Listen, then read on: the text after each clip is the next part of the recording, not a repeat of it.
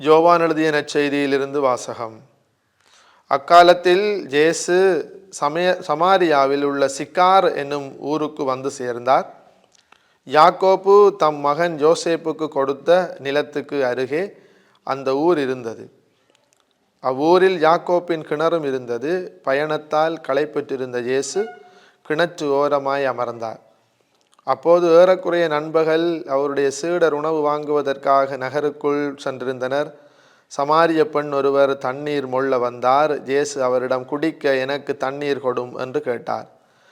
அச்சமாரிய பெண் அவரிடம், நீர் யூதர், நானோ சமாரிய பெண், நீர் என்னிடம் குடிக்க தண்ணீர் கேட்பது எப்படி என்று கேட்டார். ஏனெனில் யூதர்கள் சமாரியரோடு பழகுவதில்லை. இயேசு அவரை பார்த்து, கடவுளுடைய கொடை எது என்பதையும் குடிக்க தண்ணீர் கொடும் என கேட்பவர் யார் என்பதையும் நீர் அறிந்திருந்தால் நீர் அவரிடம் கேட்டிருப்பீர், அவரும் உமக்கு வாழ்வு தரும் தண்ணீரை கொடுத்திருப்பார் என்றார். அவர் இயேசுவிடம், ஐயா, தண்ணீர் மொள்ள உம்மிடம் ஒன்றும் இல்லை, கிணறும் ஆழமானது. அப்படி இருக்க வாழ்வு தரும் தண்ணீர் உமக்கு எங்கிருந்து கிடைக்கும்? எம் தந்தை யாக்கோப்பை விட நீர் பெரியவரோ? அவரே எங்களுக்கு இக்கிணத்தை வெட்டி தந்தார். அவரும் அவருடைய மக்களும் கால்நடைகளும் இதிலிருந்து தான் தண்ணீர் குடிப்பது வழக்கம் என்றார். இயேசு அவரை பார்த்து, இந்த தண்ணீரை குடிக்கும் ஒவ்வொருவருக்கும் மீண்டும் தாகம் எடுக்கும். நான் கொடுக்கும் தண்ணீரை குடிக்கும் எவருக்கும் என்றுமே தாகம் எடுக்காது. நான் கொடுக்கும் தண்ணீர் அதை குடிப்பவருக்குள் பொங்கி எழும் ஊற்றாக மாறி நிலைவாழ்வு அளிக்கும் என்றார். அப்பெண் அவரை நோக்கி, ஐயா, அத்தண்ணீரை எனக்கு கொடும். அப்போது எனக்கு தாகமும் எடுக்காது, தண்ணீர் மொள்ள நான் இங்கு வர தேவையும் இருக்காது. நீரோர் உறைவாக்கினர் என்று கண்டுகொண்டேன். எங்கள் முன்னோர் இம்மலையில் வழிபட்டு வந்தனர். ஆனால் நீங்கள் எருசலேமில் தான் வழிபட வேண்டும் என்கிறீர்களே என்றார். இயேசு அவரிடம், அம்மா, என்னை நம்பும், காலம் வருகிறது, அப்போது நீங்கள் தந்தையை இம்மலையிலோ எருசலேமிலோ வழிபட மாட்டீர்கள். யாரை வழிபடுகிறீர்கள் என தெரியாமல் நீங்கள் வழிபடுகிறீர்கள். ஆனால் நாங்கள் தெரிந்து வழிபடுகிறோம். யூதரிடமிருந்தே மீட்பு வருகிறது. காலம் வருகிறது, ஏன் வந்தே விட்டது. அப்போது உண்மையாய் வழிபடுவோர் தந்தையை அவரது உண்மை இயல்புக்கேற்ப உள்ளத்தில் வழிபடுவர். தம்மை வழிபடுவோர் இத்தகையோராய் இருக்கவே தந்தை விரும்புகிறார். கடவுள் உருவமற்றவர். அவரை வழிபடுவோர் அவரது உண்மை இயல்புக்கு ஏற்ப உள்ளத்தில் தான் வழிபட வேண்டும் என்றார். அப்பன் அவரிடம், கிறிஸ்து எனப்படும் மெஸ்ஸியா வருவார் என எனக்கு தெரியும். அவர் வரும்போது அனைத்தையும் எங்களுக்கு அறிவிப்பார் என்றார். இயேசு அவரிடம், உம்மோடு பேசும் நானே அவர் என்றார். அவ்வூரில் உள்ள சமாரியர் பலர் இயேசுவிடம் நம்பிக்கை கொண்டனர். சமாரியர் அவரிடம் வந்தபோது அவரை தங்களோடு தங்குமாறு கேட்டுக்கொண்டனர். அவரும் அங்கு 2 நாள் தங்கினார். அவரது வார்த்தையை முன்னிட்டு இன்னும் பலர் அவரை நம்பினர். அவர்கள் அப்பெண்ணிடம், இப்போது உன் பேச்சை கேட்டு நாங்கள் நம்பவில்லை, நாங்களே அவர் பேச்சை கேட்டோம். அவர் உண்மையிலே உலகின் மீட்பர் என அறிந்து கொண்டோம் என்றார்கள். இது கிறிஸ்து வழங்கும் நற்செய்தி. கிறிஸ்துவே உமக்கு புகழ். அன்பானவர்களே, இன்று தவக்காலத்தின் 3ஆம் ஞாயிறு தினம். இன்று வழமையாகவே 1வது ஆண்டு.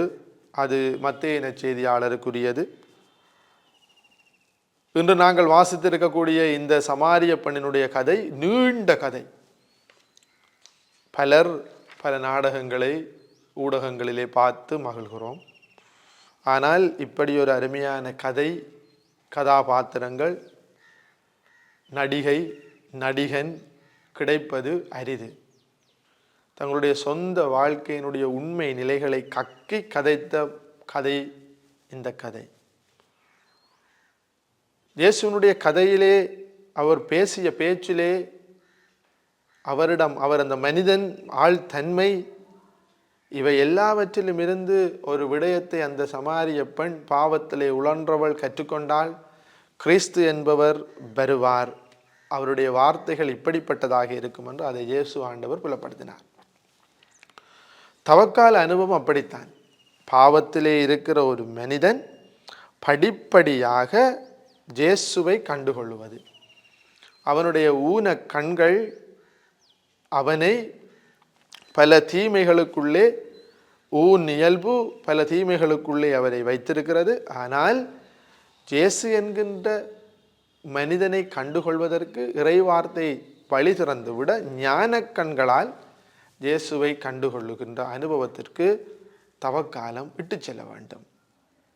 கிறிஸ்து இயேசுவுக்குள்ளே பிரியமானவர்களே, வாழ்வினுடைய பல்வேறு தன்மைகளிலே பாவத்திலும் பாவத்தினுடைய தன்மைகளுக்கும் உணர்கிறோம். ஆனால் நாம் உள்ளத்தில் இயேசுவை உணர்ந்து வழிபட நம் அகக்கண்கள் திறக்க வேண்டும். எனவே இன்று ஞாயிற்றுக்கிழமை இது ஒரு பெரிய கதை. இந்த கதையினுடைய சிறிய குறுகிய வசனத்தை தான் நான் வாசகத்தை தான் வாசித்தேன்.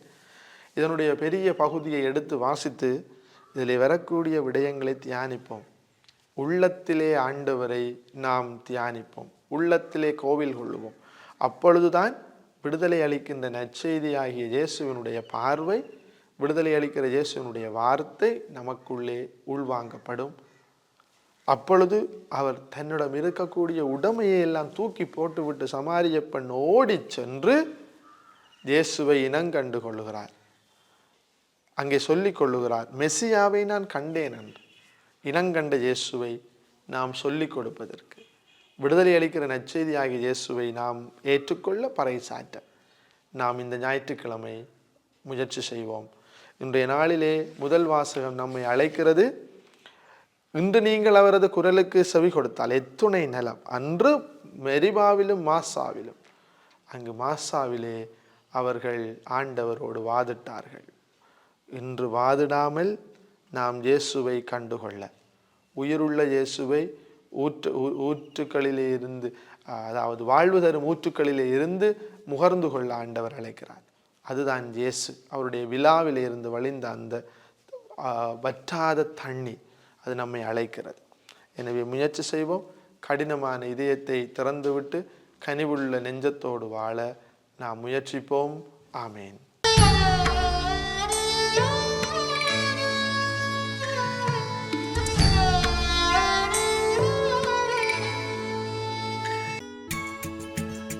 ஹோலி மேடையில் புத்தம்புது நிகழ்ச்சிகளை உடனுக்குடன் பார்த்து மகிழ எமது ஃபேஸ்புக் மற்றும் யூடியூப் பக்கத்தை லைக் செய்யுங்கள்.